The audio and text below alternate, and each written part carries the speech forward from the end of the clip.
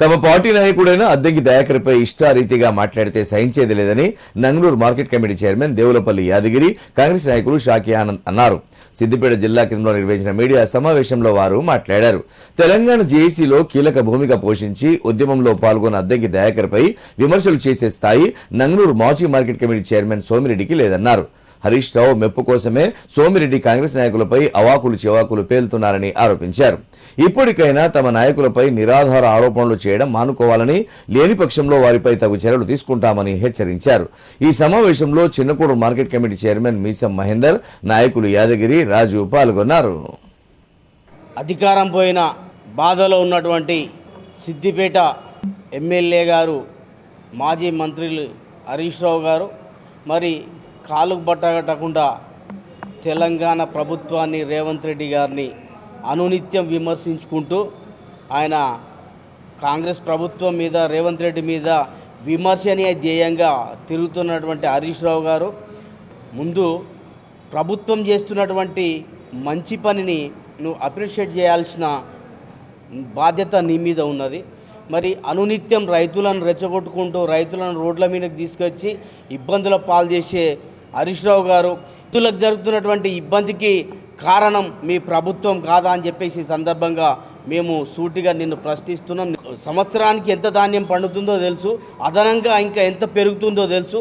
అన్నీ తెలిసిన నీవు, నీ మామ, మీ పెద్ద సైంటిస్టులే కదా. మరి రైతులకు సరిపడా, రైతులు పండించే ధాన్యానికి సరిపడా గోదాములు ఎందుకు నిర్మించలేదని చెప్పేసి ఈ సందర్భంగా నిలదీస్తూ స్థాయిని మరిచి మరి మా నాయకత్వాన్ని అడ్డగోలు విమర్శలు చేస్తూ ఉన్నారు. మరి వాళ్ళ స్థాయి ఎంతున్నో గంత మాట్లాడమని చెప్పి వాళ్ళకు పద్ధతి నేర్పాల్సిన అవసరం నీ మీద ఉన్నది.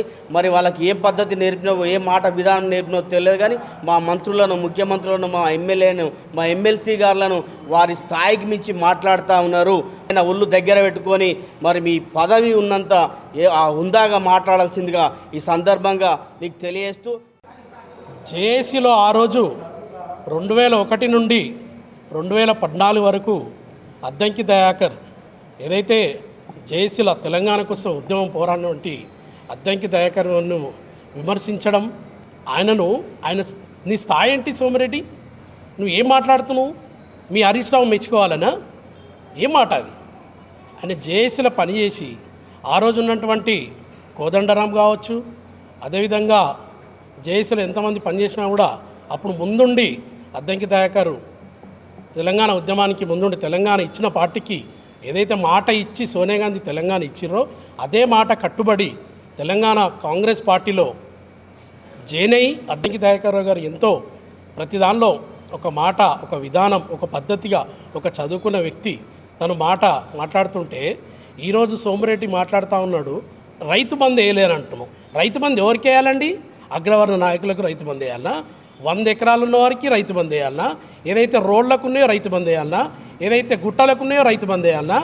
ఈరోజు రైతు వేదిక కార్యక్రమం పెట్టి మా మంత్రివర్యులు అందరూ కూడా రైతులను పిలుచుకొని ఒక పద్ధతిగా, ఒక సిస్టమ్గా రైతు బంధు వేస్తుంటే మీకు వస్తలే అని చెప్పి ఏదైతే మల్లారెడ్డికి 60 ఎకరాలు 70 ఎకరాలు రైతు బంధు వేస్తే వాళ్ళకి రావాలని చెప్పేసి మీ హరీష్ రావు గారు చెప్తా ఉన్నారు. అనకి ఇలా మాట్లాడాలని చెప్పేసి ఇకనైనా బుద్ధి తెచ్చుకోండి.